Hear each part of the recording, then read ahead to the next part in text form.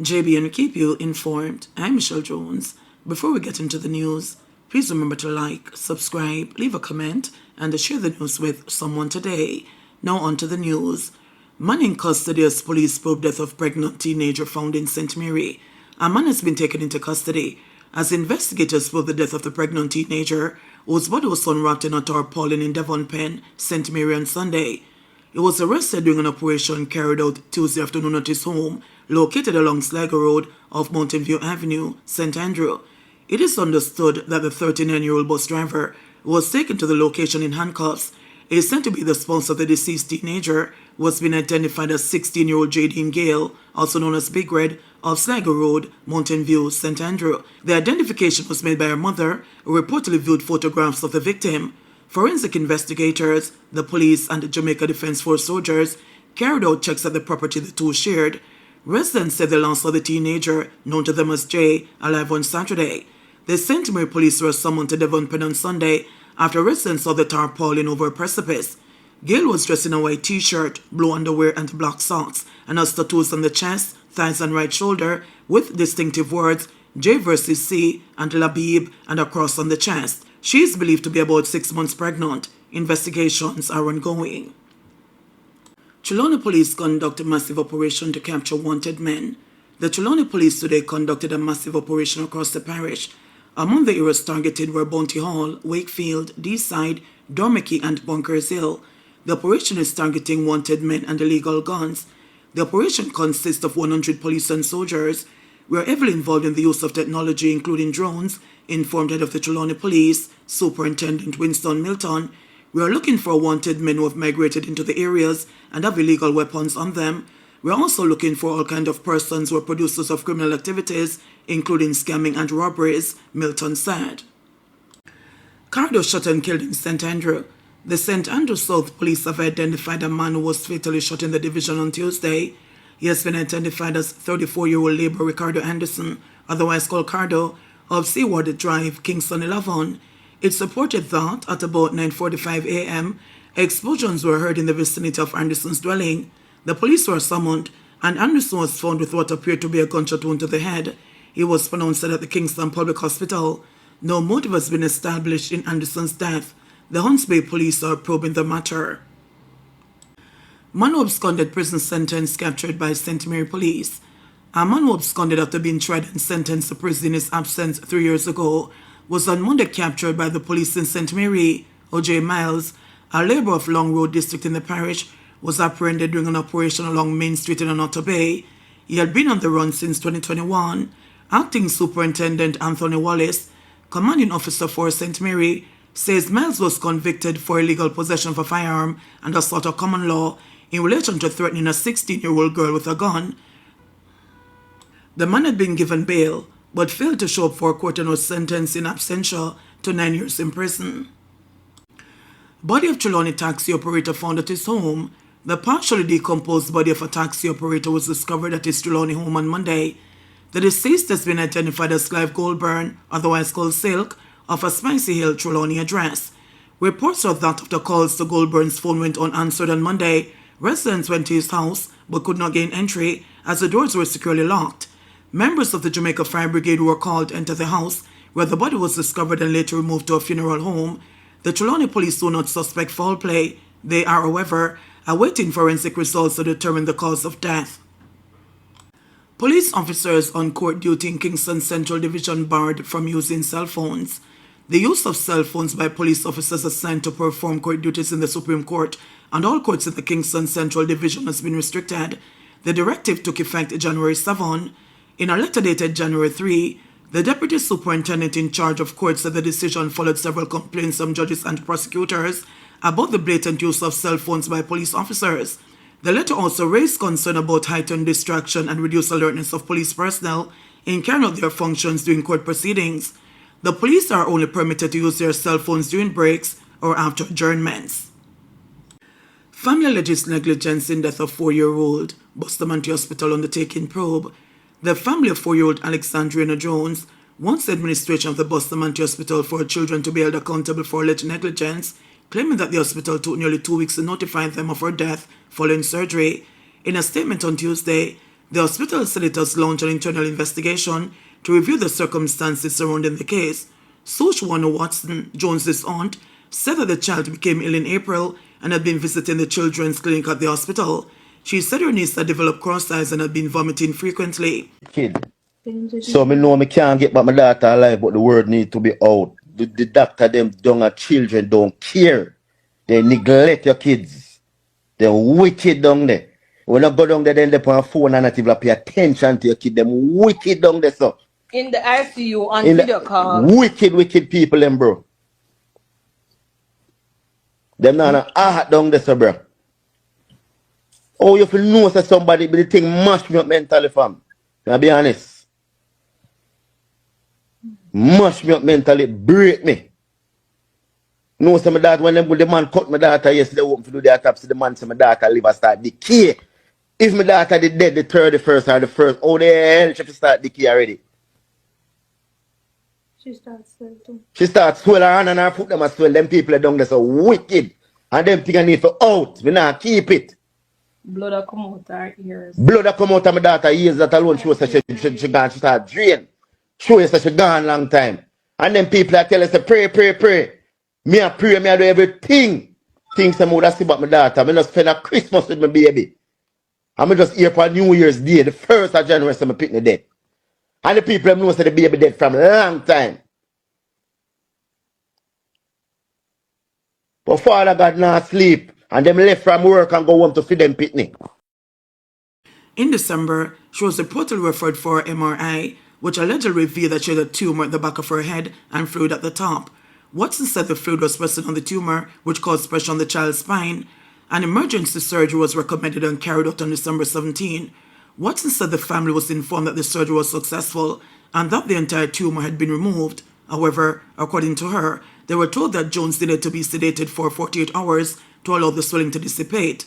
That same night, Watson revealed the family was informed of complications.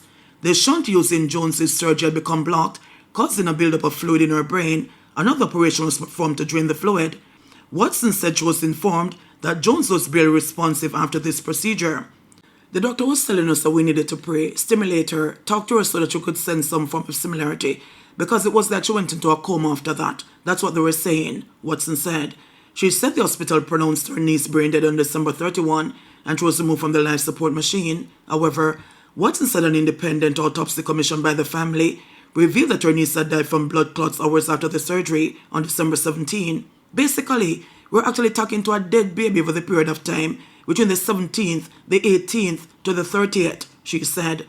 Watson stated that the hospital was reluctant to release Jones's body to the family, initially telling them it would take 2 weeks and discouraging them from conducting an autopsy. The family has since been in meetings with the hospital to address the findings of the independent autopsy.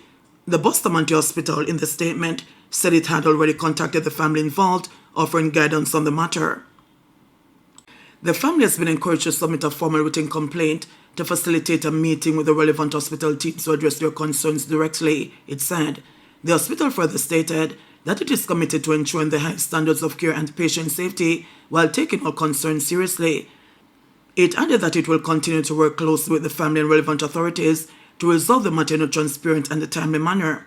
Meanwhile, Watson described the loss as devastating for the family, remembering Jones as a fun-loving, brilliant and kind child who enjoyed dancing, watching videos on TikTok, and had a passion for fashion. We want the persons to be held accountable so that something like this never reoccurs again with any other parent. Nobody should have to go through this type of pain, she said. The sooner you know, the better. Understanding children with neurodivergent conditions is crucial for providing the right support and creating environments where they can truly thrive. In this feature, we will delve into the complexities of two of these disorders, autism and ADHD, and explore the efforts being made to help Jamaican children flourish regardless of their unique realities. Autism spectrum disorder, ASD, is a developmental disorder characterized by challenges in social interaction, communication, and repetitive behaviors. Children with autism may struggle with understanding social cues and forming relationships and may prefer to play alone. The systems vary and differ in each child, but among them, those on the spectrum might not make eye contact or respond to their names. ADHD, or Attention Deficit Hyperactivity Disorder, is a neurodevelopmental condition that affects a child's ability to focus, control impulses, and regulate activity levels. It is typically diagnosed in childhood and can persist into adulthood. Children with ADHD may struggle with sustaining attention, following instructions, or organizing tasks. They may seem forgetful or easily distracted. The 2021 report by UNICEF showed that there are 16 million children between the ages of 10 and 19 in the Latin America and the Caribbean who have mental disorders. In Jamaica, we are about 1 in 7. However, because our resources are so limited in terms of the state resources and so on, a lot of the children go unidentified.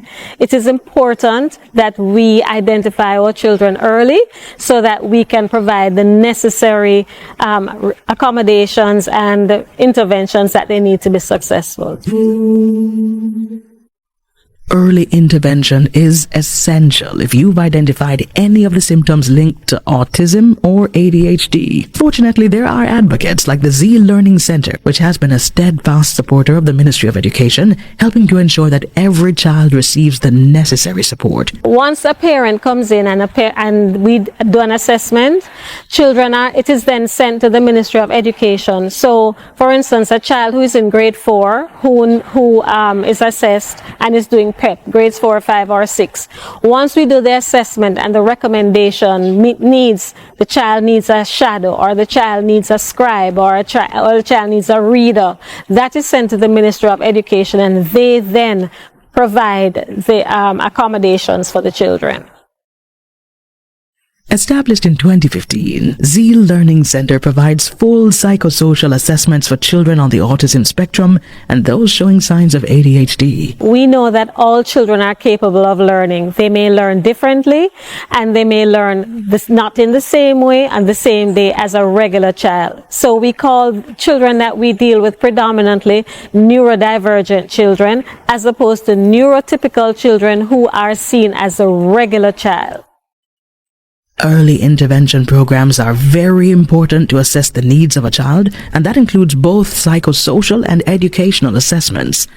These assessments help identify children on the spectrum, those who may be dyslexic, have ADHD, or other developmental delays. When a parent or a pediatrician recommends a child because they may see some developmental delays, such as the child may be nonverbal, the parent comes and the first thing we do is a consultation. We ask what they're seeing or what the referral is from the pediatrician. We then take the parent through a rigorous interview, and we then send documents to the teachers who may have had interactions with the child, as well as we do direct observations as well of the child. The entire process can take up to 4 hours depending on the age of the child. We have been assessing children as young as 2 years and 6 months who present with profiles of being on the autism spectrum. So you can appreciate that a 2-year-old may be different from a 10-year-old in terms of the length of the assessment. So we do also have early intervention, which we start at 3-year-olds and we go all the way to 7-year-olds. Creating an educational plan after assessment is crucial, with each plan tailored to the child's specific needs to ensure their developmental success. We have been working with quite a few preschools who they have seen children who are on the spectrum, and so they send the children here for what we call early intervention. The early intervention lasts for a year, and then the children are reintegrated into preschool. So when they come to us, they are for the most part nonverbal. They don't respond to their names.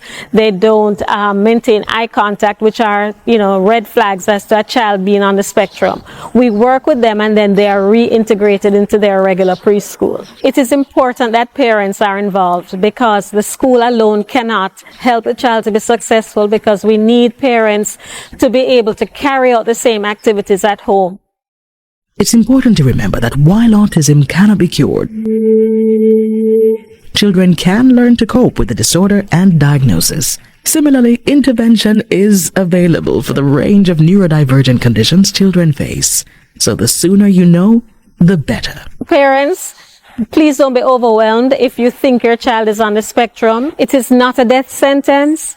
Autism is something that can be worked with. Your child can be just as successful. There are many celebrity, I would say, persons who are autistic, people who are also ADHD. Simone Biles, who is the most decorated gymnast in the United States, is ADHD. However, we need to have our children's best interest at heart. And so the earlier we diagnose and remediate, the better it is for our children.